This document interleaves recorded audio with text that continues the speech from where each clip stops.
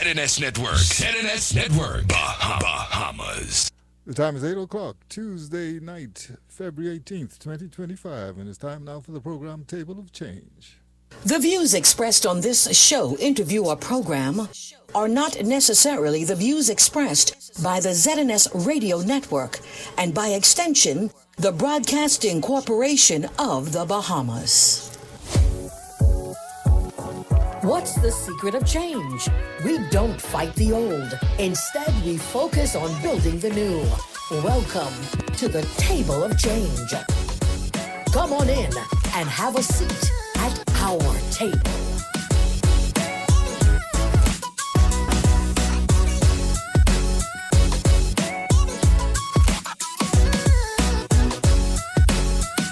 It's Tuesday night again. It is February 18, 2025. Oh, I missed this last week. Table of Change, I miss you. Bahamas, I miss you. But tonight, we have lots to eat. I hope it's love, because I'm just craving me some love talk on Table of Change tomorrow. Oh, Jackie, that's what the red is about. Just feeling this whole month of love, February. Oh, my goodness. You know, it's a hard time of the year for some people, you know. Oh, it's the best time for me. Some people love is lost, love is grown, love is disciplined, love is never fair. Wow. It's really hard around here. But tonight, you know, a few weeks ago, we had ladies' night out. You know, it's rare when people are hanging out in here by choice. And we're supporting all very honest executives. The catch. We're blessed to have the Gentlemen's Club. We had the ladies' night out, but tonight, ladies, get your tea, get your coffee, get your glass, because we have Gentlemen's Club in the house. And tonight we have with us Kristen Thompson. Mr. Thompson is 18 years old. He's a student at UB. He's been a part of so many organizations in high school, GGYA, JA, Key Club, the first Love Yourself Club, pop band. He's done some boxing. He's done some karate. And at UB, he's studying to be a music, performance arts, and education. He has a double major. So that means he has a big, big brain with a whole vast of knowledge in it. And also at the Gentlemen's Club tonight, sitting at the Table of Change, we have a fascinating man, a gentleman, a scholar. His name is Kendall Lewis. Kendall Lewis Jr. was born on the beautiful island of New Providence to the proud parents of Elizabeth Lewis and the deceased Kendall Lewis Sr. He is the middle child of 5 siblings. He attended Palmdale Sandilands Primary School after completing Palmdale. He went to L.W. Young Secondary High School. Kendall is currently employed at the U.S. Embassy. Kendall is currently pursuing his bachelor's degree in psychology. He's married to the beautiful Claudette McKinsey Lewis. Yay! And is a proud father of 4 beautiful children because they look like their mother. Kendall worked along with Dr. David Allen and the family for over 5 years, where he would find passion in dealing with at-risk youth group, counseling, facilitation, and also rehabilitation at Her Majesty Prison. Now, at the Bahamas Department of Corrections. While employed at the Ministry of Education as a security officer, he worked in training and development. He also obtained his youth leader certification from the Ministry of Youth, Sports, and Culture. Here at the Table of Change, we have 2 gentlemen of distinction. We have Kristen Thompson and Kendall Lewis. And tonight, the topic, ladies, get prepared, get your glass, it's love. Ooh, I love it. Love, love, love. For some of us, it's exciting and new. For some of us, it's overrated. What would you say, Kendall, if I said to you, how has love changed from when you were a boy to now that you're a gentleman? How has love changed from then to now? Mm-hmm. Growing up, I'll put it like this. There was a famous group, Boys to Men. And love hasn't changed. I did. Whoa. I had to mature into that role of what love is. I had to fit the characteristics of love. I had to be the person that wanted to be loved. I wanted to be the person to give love correctly, to receive it correctly. I was not always that person. And so sometimes love has changed by God's grace because I accepted God and asked to be fathered again. Because you have a lot of men, young men, that only demonstrate the love on what they saw or how they were taught. And sometimes that love was not always the correct love. And so the love was almost selfish, self-centered, selfless. And you find that in boys coming into men. And if that person does not become love, the things that they do, it would be given off as love because that's what they know. So my role on saying how did love change was from a boys to men perspective. Kristen, now you're the young generation, right? You're Yes, the young man in this room. Now I noticed Kendall said boys to men. So when he thinks about love, he's thinking about the end of the road, those type songs, those passionate songs from boys to men. I'm interested. What's a song that would be from your era? When you think of love and pure love, what's a song you play when you're like, yes, this is the one, I've met her, if you haven't as yet? Or if you want to meet her, what would be a love song that to you depicts love in this 2025? I would say it's a song that came from a movie. I think it's called, I can't remember what it's called, but the song is named Beginning, Middle, and End. So the movie, the general idea of the movie, what happens is it's three movies. It's three movies. And in the first movie, the person, it's a girl as the main character, and she meets this boy who she thinks like she wants to be with and find love. But later on, someone else shows up, and she doesn't like him at first, but later on in the way, it's both of them found how to learn each other. So I think what's really important when it comes to this generation, I think you have to learn how to love someone. That's what I think is really important. And when I listen to that song, it states beginning, middle, and end. So it has a script. You can't, it's like a book. You can't expect it to be good all the time. Like, there's going to be bad, there's going to be good, but it's all a certain story. And you just have to trust in God and go along with the ride. Table of Change. Kristen is an old soul. I met Kristen this week, and I had to bring him on the show because he is such an old soul, and he's such an inspiration of such a quality young man. And when he talked about love and he talked about the different things he's doing, Kristen is actually running for Mr. UB. What made you take that on? So, in high school, I graduated from Jackie Wood Senior. I was also Mr. Jackie Wood Senior. I won the pageant in 2023.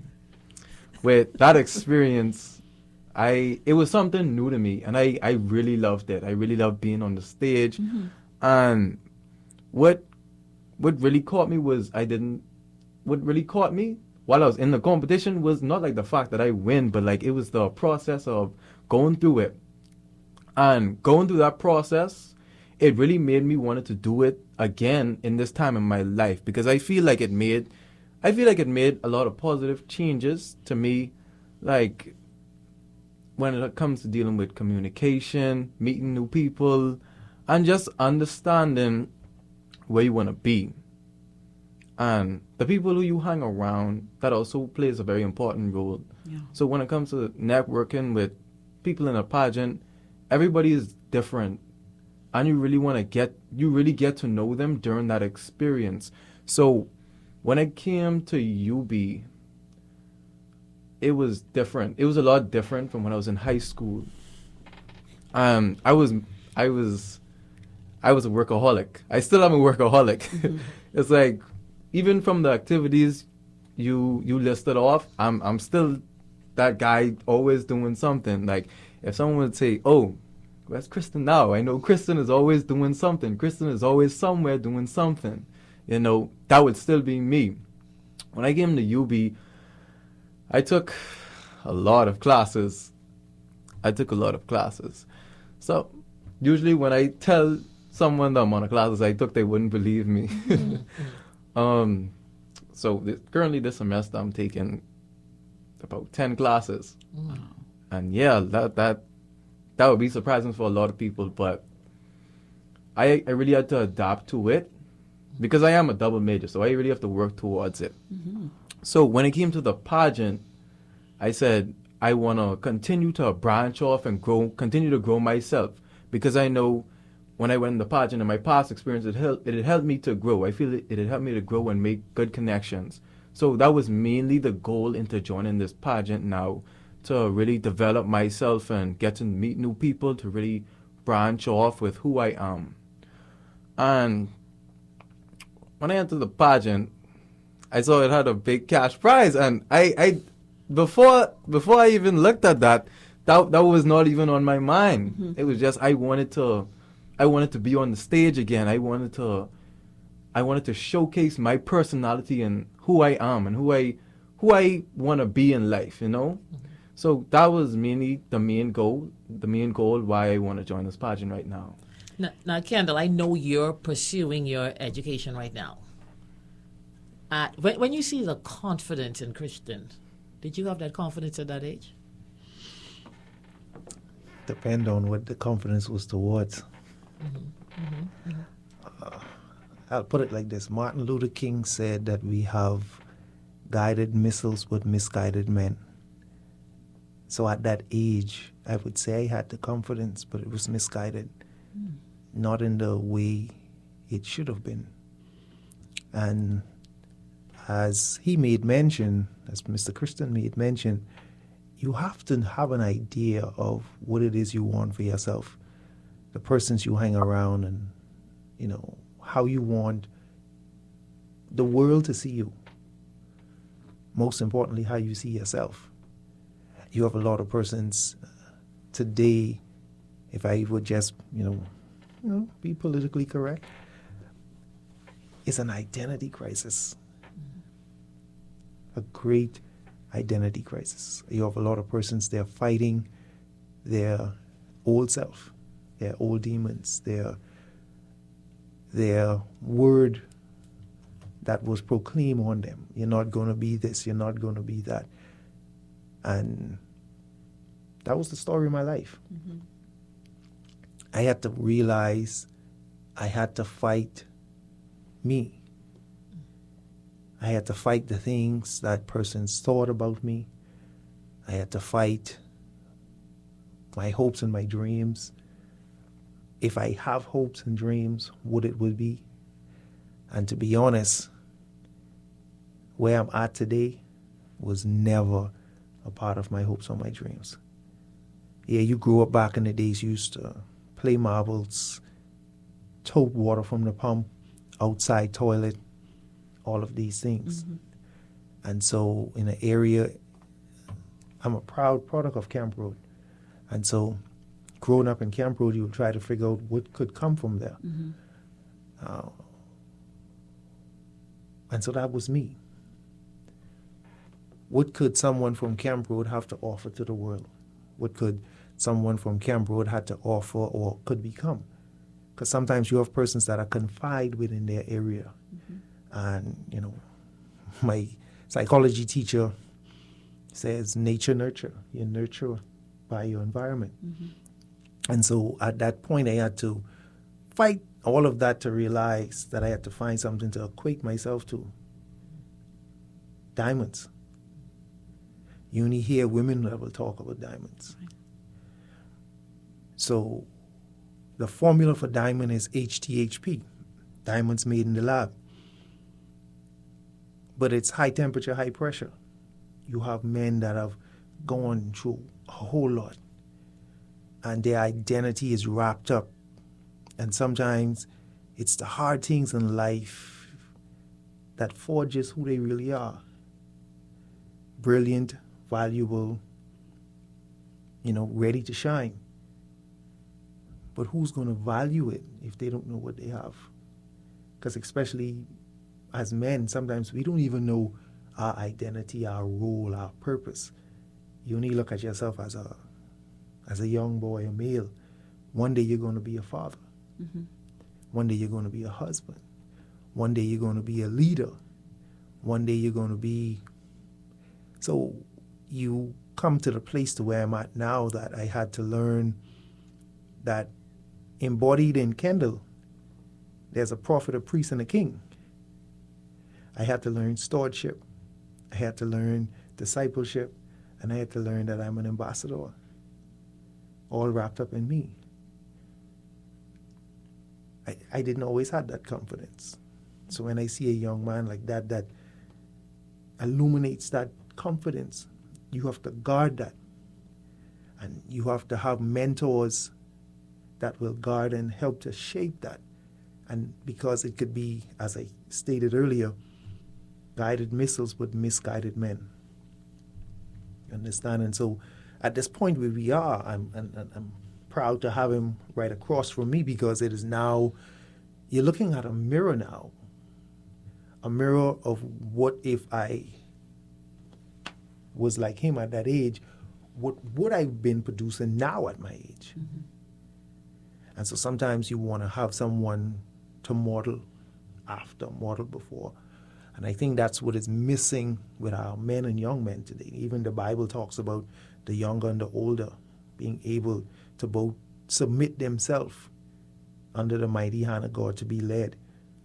But you have some elderly men, they don't want to do the mentoring.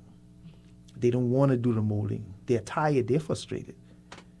You have the young men, they don't care to be mentored. Some of them don't care to be mentored because of a broken home. The father is not there. Uncles have molested them. All of these things, these are real things. This is what you're talking about, table of change. And so you understand why you have this gap between the fellowship of young men and the older gentlemen, and the way we ought to be going and training each other at this point. And to, Bahamas, I'm listening to Mr. Kendall, and I'm just thinking, sometimes you have relationships. Like you might have a gentleman that gets married, and the first marriage is really, really not going good, right? Really struggles. And I'm going to say maybe the first wife or husband died, but their second time around, sometime, the person that got it the first time did not get the best. But something happened before they get to the second one. And sometimes they come out pure as gold. It seems like your story might be around that. I don't know, but, that's not bad. And so, Bahamas, please call us 325-5403, 5404-5405. And Family Islands, you're my friends, San Salvadorians, Exumians, please call us at 300-8255 on Table of Change. And my Lucha people, don't forget Lucha Sweet, You can't forget my Lucha people. But now, Kristen, I hear you talk. And I hear what Mommy and Daddy has instilled in you and the expectations they have for you. So tell me, what qualities does this young lady have to have for you to take her to Mommy and Daddy? And say, this could be the one, this the wife. What qualities you want her to possess? Okay. I'd say she have to be an educated woman, I would also say she have to be a woman of God. My family is my family is a lot surrounded by God. Great. They're very spiritual people. So I want to bring someone, or at least someone who's willing to learn, even if they were willing to learn about God, someone who wants to be involved with God. Because God, we trust in God. God is who leads our path. So she don't have to be a brick house. She don't have to have the BBL body. No, ma'am. We're not looking for the club girl. So at 18, you're telling me you're not looking for that girl. What make you figure out that that's not where you need to be focused on? What made me Could you? What made you decide that that is not what you're looking at? I'm proud of your qualities that you said you want this young lady to have, and you didn't go for the superficial. Yes, What ma'am. made you turn away from the superficial? Because you see it all the time. You see the BBLs, you see the girls. What made you say a woman of God, an educated woman? How did that formulate for you at such a young age? So, whenever I think of the woman I'm gonna marry, I think of my mommy. See, I ask myself, how my mommy want my wife to be, you know? And my daddy treats my mommy very well. So That's important. I also look at that. I look at the love what he gives her. I look at how they help each other along the way. It's just something amazing to grow up with something like that. So you know what you want to look for. So with that, it's like you just know what you want to look for because of what you've seen and what you grow up with. You know what I heard when he said that? I remember thinking, so many kids have been scarred from the example that marriages have set. And I am so proud of your parents that they have done their part. Yes, But you ma'am. heard what they said? You heard what he said? God. God has to be the center. But I think a lot of us have friends, have situations where we realize that this generation, this Christian 18 generation, are affected by the examples of bad marriages. You know, Kendall, help me with that. I could see you nodding. I know you going somewhere. I could see you on that road. Help me with that. The example I can help you with is my own life. Okay, here comes the can of worms now. Did I own self be true, eh, Shakespeare? Okay, now here we go. As stated before, I was not the man that you see today. A man that caused pain, a man that brought pain, a man who lived in the shadow of what could be. I was that man. I was the immature. In my journey in life, you know, the Lord said to me, He taught me that options are not for the immature. Sometimes as men, as you indicated to my young brother, what is it that you're looking for? And so all of these things, and so you picked for now, for the moment, for the selfish reason, not for longevity. And even though you were a product of, I would say, a two-parent home, but it wasn't a fairy tale home. It was a home. Growing up back then, it was almost a house of horror. Still parents, still loving, you know. But you get to understand that as you get older, that the home was only given for better. But there were some internal things that my dad was dealing with. And he had to bring that out. And so I was the brunt of him bringing out his aggression. And I vowed to myself, I never wanted to be married. I never wanted no children. I never wanted any of these things because of what I saw and what I had to endure. But, you know, there's a saying, you want to make God laugh, tell God your plan. And I told him. And so I was blessed with 4 beautiful children. And there were some things I said I didn't want my children to see me in the hospital, don't want them to see me in prison, don't want them to see me in jail. And so they were like my guiding light to steer me different. My first marriage was good to a certain extent, and communication.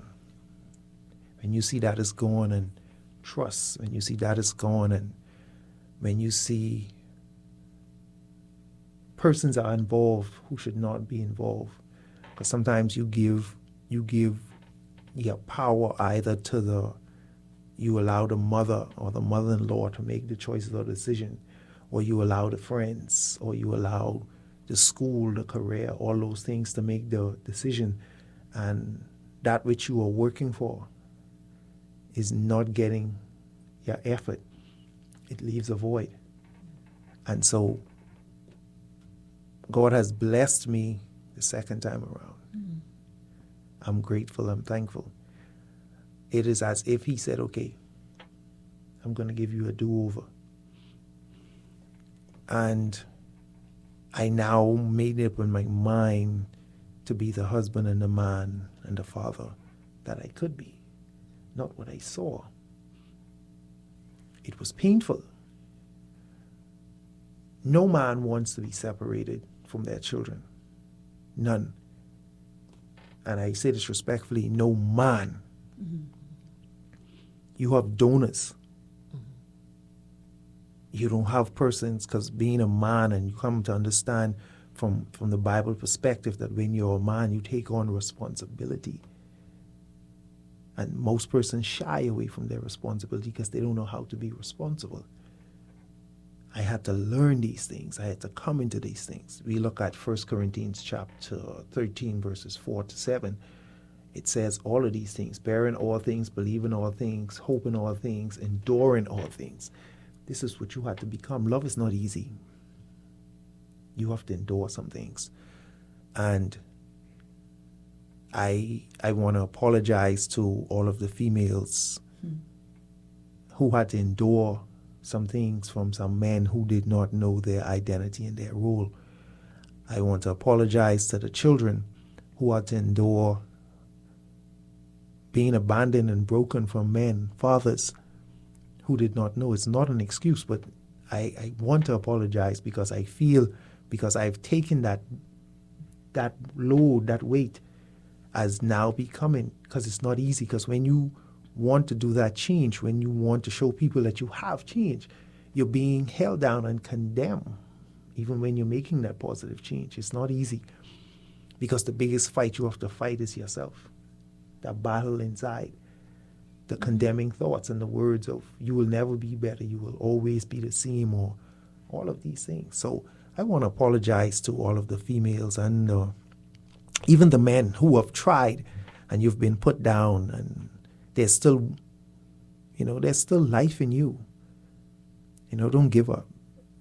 Start again, hope again, dream again. It's not easy, but if I can do it at the age of 46, you can still do it no matter where you are. And we say we live in a Christian nation, and I'm going to turn it over after this. He says, life and death is in the power of the tongue. He said, I come that you would have life, and you would have life more abundantly. All things have passed away, and behold, all things become new. Persons will always tell you about your eulogy. And the word eulogy just means your past, something dead, buried, gone. And sometimes we listen as men, we always hear about our eulogies. We always condemn about our eulogies, our past. But could you tell me about the same Savior that you say you save and you serving, that is a living epistle that is still writing my story and yours? Tell me, what is my story today? Because you could only remember my past. And men is almost as if they are stuck in a time warp. Even though it's 2025, they're still fighting the battles of yesteryear. And so it's hard for you to push past how you see yourself and how others see you. Even Jesus asked his disciples, who do men say that I am? And who do you say that I am? So as women in here, when you see your men, your husband, your sons, do you speak more life to the sons than you speak to the husbands? Because sometimes it is your words that lift us and pull us down. It's your words that give us weight. Because you would say, that ain't my child. That's somebody else's child, but that's the man you married. How could you speak more life to the seed that you bring forward? But what about the one that helped you to bring the seed forward? That husband still have to lift that child and carry that child. But if you call him weak and no good and tell him he ain't good for nothing, how you could say to the son that he's better than the father when your life, Your words is either giving him life or it's crushing him. So I know you want to go ahead. Come on, you could get on. Jackie. I'm just, he's bringing it just alive. He's bringing it alive. And everything that you say is true.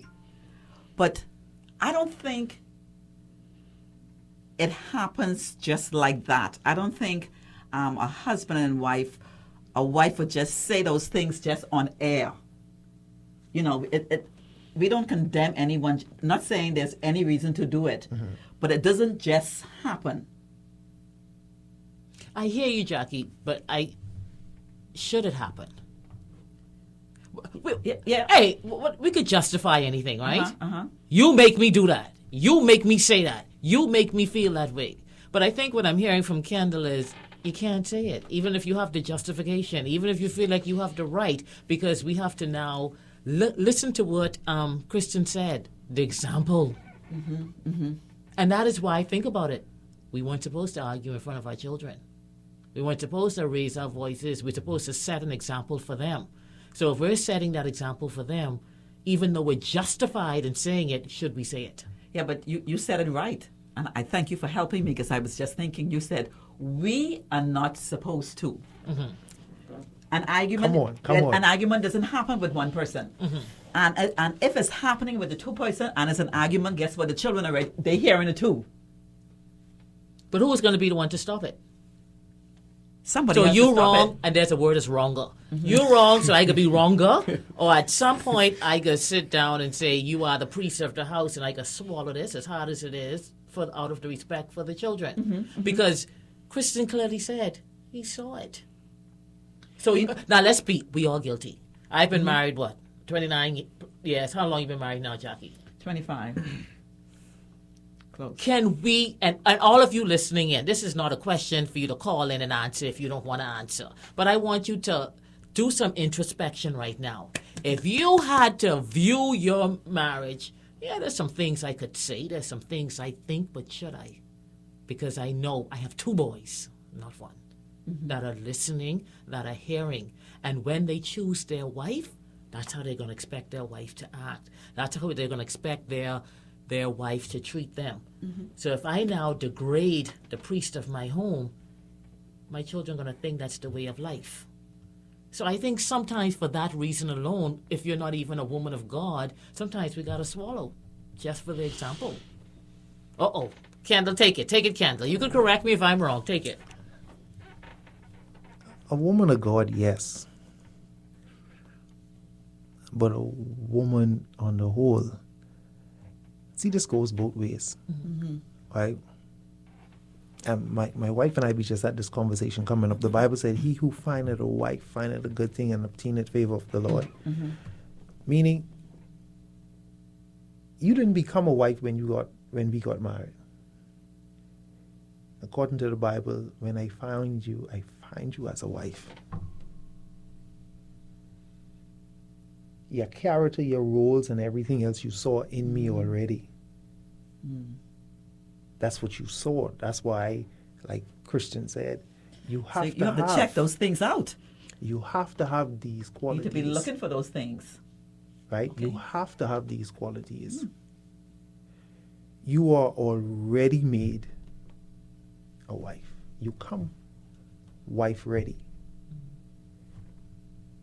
Christian said, now the learning, watch the vows now, the becoming, the two shall become one.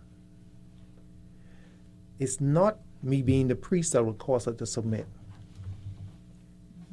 Abraham and Sarah called him Lord for the way he treated her, the way he is. Christian said it, the example he saw. So when he goes and he finds a wife, he know, I didn't see my daddy do this. I didn't see my daddy talk this way. I didn't see my daddy behave this way. And even if, let's say, not for Christian, for someone else, what type of marriage I want, because my mother, my daddy was always this way. I don't want to argue. I don't want to worry about this. I don't want to worry about that. So you're looking at one side and then there's the other side. If we could be self-made millionaires, we could be self-made to do what is right.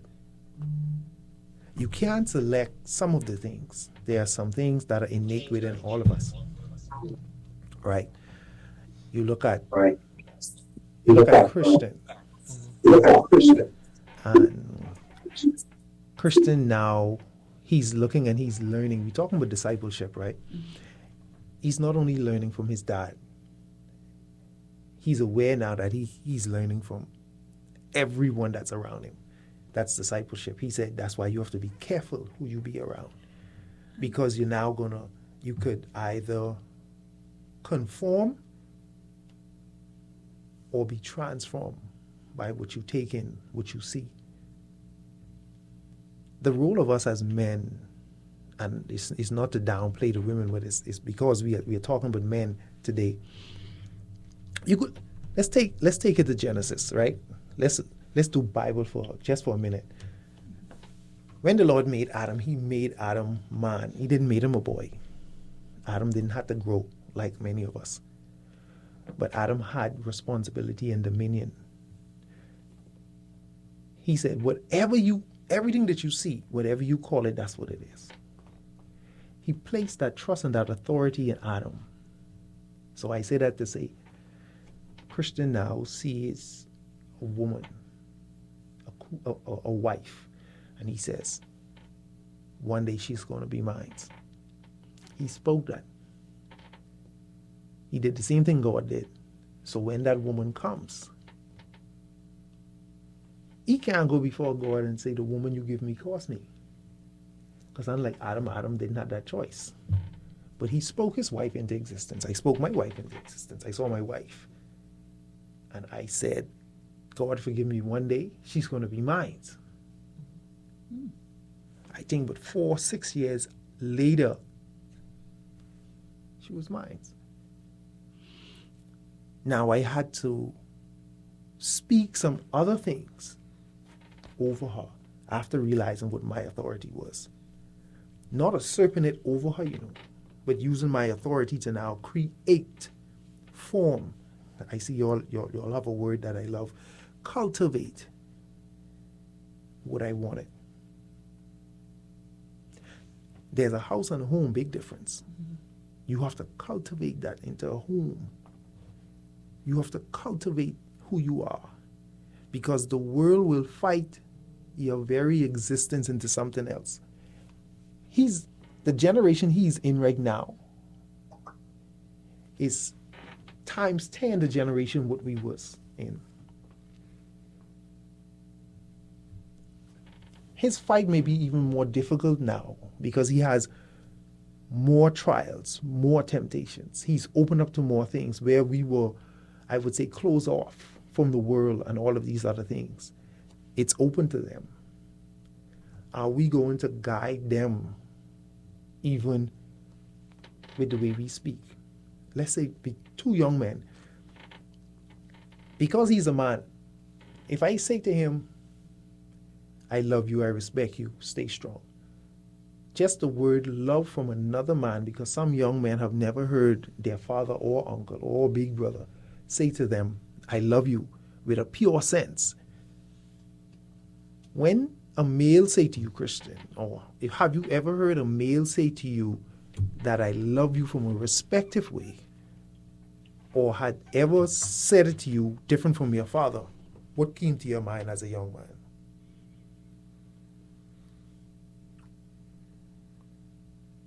I have a few male friends. These ones I hold very close to me. And it wasn't normal for me to hear the words "I love you" from a guy. When it's a guy and it's like, "Oh, I love you," it's like, "Oh, you like man," or "You gay," or something like that. But you just wouldn't be comfortable with it. But the ones who I have right now, it's like we have that bond in where we look out for each other and we understand where we came from. We understand where we are at now. And with that, I'm not sure like who said I love you first, but I'm not sure. But when that type of love was built and it was said to me, I wouldn't say I understood it at first. I think I more so grew to understand it. And with that, it took a lot for me to learn what it is. I mean, I probably might still not understand fully what it is, but when I was told it, it made me feel like, it did make me feel good because it wasn't normal. And it also inspired me to do the same, because I know a lot of men go through a lot, especially in this generation. And it's always something, it's negativity over there. I mean, you can see positive, but it's a lot going on. So for you to have someone like that close to you and, be there for you, you just want to be able to do the same for the people around you. Now, you talked about love and what you saw in the household. Yes, It just brought to my mind, I remember being at a sleepover, and I must have been about 12 at the time. And we were having a sleepover, and the curtains were open to the pool. And a friend of mine, she says, "Oh, no, what time is it?" So we're like 10:30 at night. And she says, "Oh, no, you have to close the windows." I'm like, "Why do we have to close the curtains? What's going on?" And she says, "No, my mom and dad goes to the pool at 10:30 at night."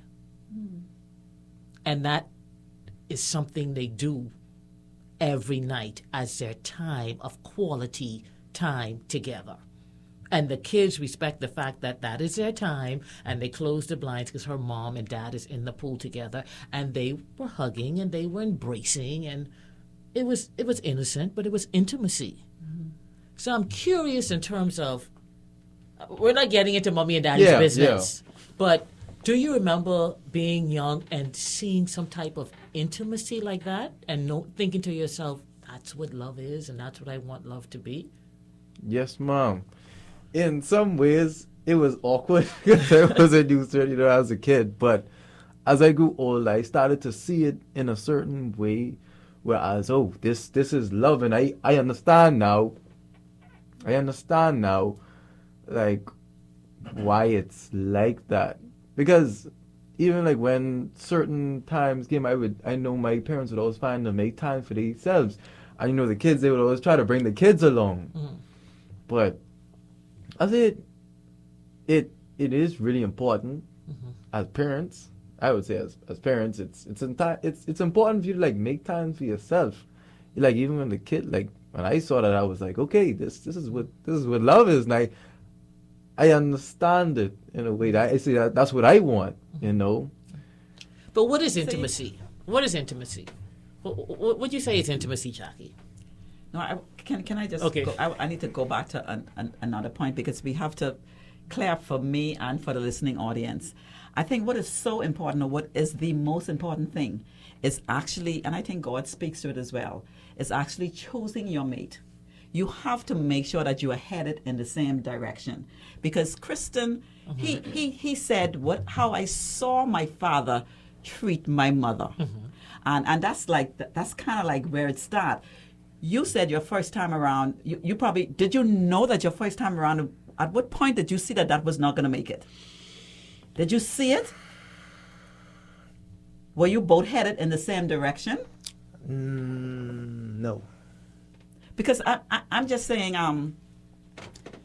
it takes two, and bless God if one of them knows the Lord, because that's where you can keep the cap on. But you need, for anything to motion or to move, Agreement. you need both persons to be pedaling at it direction. in the same direction. Or I'm on a bicycle, I'm on one side pedaling, you have to pedal the next side. If not, it really, really becomes really, really heavy. We need to know that even communication, that's really, really, if those things are not there, it can press on the relationship. No reason for you to mash down the other person. But you really need both to be on the page. Jackie, sometimes I find in marriage, it's like, who decides which way this pedal is going? I think that's what make everyone get stuck. I want this. I want that. And like you say, we got to pedal. We got to pedal in the same direction. But how do we now get the bike going in the same direction because I know I right and you know you right and you think you right and I know I right. So, like, help us, Kendall, in terms of marriages and women and men and being the leader, how we could get this bike to pedal. Thank you so much for that. I couldn't wait for that one. Reason being is, when you start off as individuals. I mean, my wife, we had to grow through this situation. You have many persons that are still going through some things, but they're not growing. You could spend a lot of years going through, but you don't grow. You could spend 5 years just going through the motion, 15 years, but there's no growing. There's no growing at all. So here's the thing. My wife and I, we had to get to this point. Our language had to change. You cannot say, I want. This is what I want to do. The minute you start to speak in a singular language and not a unified language like us and we, all that has to change. So it starts off with with the language. It doesn't make the difference whether it is who's making the money, who's making the money. All of these things come and they could be very distractive, right? So I say, hun, this will be planning on doing this month. This will be planning on doing in the quarter. This is what I would like for us to do. So we come and we sit down and we talk. We said, okay, everything is a priority. Everything. But there are some things you have to learn how to reprioritize your priorities. There's always a constant reprioritization that goes on. It doesn't mean that this is less than anything else. I know my wife. Bills is priority. Bills is priority. And she said, okay, as natural as it is, all of this and all that. And so before we get to the point where we could always do some things, she said to me, she said, we always have to find something in the marriage to laugh about. Can't take it too serious. And so I know to her, bills is the priority. So she's going to kill me for this, but I'm going to say it anyway. Tell us. I said to her, I hold her hand and I said, she know when I hold her hand, we're going to go pray. So I hold her hand. I said, Lord, please let my wife see that there's a bill. Please let because at some points, you have to understand, you want to feel as a priority too. As a man, you want to feel like you're a priority. As a wife, you want to feel like you're a priority. Even as the children, they want to know that they're a priority. But as indicated, the parents have to find some time for themselves. And if we don't have this point where we change our language and then we know that we on this journey together, we taking these steps together, this is what we're going to do. It's no singular, I'm going to do this, no, it's what we're going to do. And so if you start to train yourself, remember we still in the Bible. So we're still talking about Genesis. Everything that was created by word. Everything. Let there be light, let this, let that. Everything was word. So if you look at your words, even in marriage, even as a child, even as a man, sometimes the situation and the state that you're in, you created by your own word. Whether you want to believe it or not. And because we're talking about table for change, you have to be able to understand that the changes comes by you. You can be in a situation and you can tolerate some situations. Some people are in marriages and they tolerate the marriage. They're being tolerated in the marriage. And as you said, with communication, if I can't communicate to you, it's going to put a strain on the marriage. And then as a man now, if I open up to you, and I want to use the word vulnerable, if I be vulnerable to you, can I trust you with my vulnerability? Because then now this where you want security and I want security. Our securities may be different. I could provide the house, I could provide paying for the bills. Sometimes I may fall off, and sometimes you could do it. And just like in life, if you fall off once or twice, you get your head eat off sometimes as a man. But forgetting all the times that I used to do it, but the few times that I miss and fall or not do some things, that's a problem. But let's stick to the point with being vulnerable. Could I be vulnerable with you? Tomorrow, could I be vulnerable with you and tell you what my shortcomings are? Could I be vulnerable with you and tell you even that with us coming in being man and wife and we being married, I have some loans that was outstanding? Could I be vulnerable with you and tell you some shortcomings on the person that I was versus where I'm at now? Because all of this comes with trust. When we talk about trust now, you could trust me this, and it's still trust. All of us still desire trust. All of us still desire respect. All of us still desire security. It may be different from the woman for what it is for the man, but it's basically still the same thing. Something piqued me when you said that. Could you trust me in terms of the vulnerability and open up about the loans before? What I hear a lot of mistakes being made is you didn't. Didn't say it. So, yes, you had the opportunity when we was courting to tell me all of this. But you know when it has happened? A week before the wedding. Bop. Because and the reality hit of you have nothing. You're in debt. I had a friend where a week before the wedding, they knocked on her door to repossess the car. Never said anything. Never said he was in danger. So I hear you that you're supposed to open up and be able to be vulnerable to me, but you didn't give me the chance to hear your vulnerability. And now we 10 years into marriage, and that's why we eating each other like cat and dog, because the opportunity was then, not now. And I understand that, but we're talking about the point that I was vulnerable with you from day one, because it's two sides of the coin. There's some times where you're not vulnerable with me, I'm not vulnerable with you. There was no transparency. Then there's some times that we are.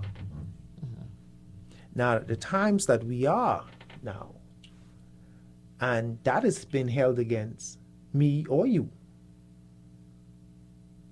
What about that time? Okay. Is it fair to say it takes a man to be vulnerable? And it takes a boy to run away from the vulnerability. So when you be a boy now, you bring out the masculine in me, because you had the opportunity to be a man and show the vulnerability, but you decided to be a boy. Now you reverting because you still didn't answer the question. That's what I heard when you speak. No. Listen, okay, help me, Jackie. Help me, Jackie. There are some cases when it's not done prior. It's done within the marriage. Is that what you're saying? We are married already, and now I'm just sharing these things that we both probably should have shared before.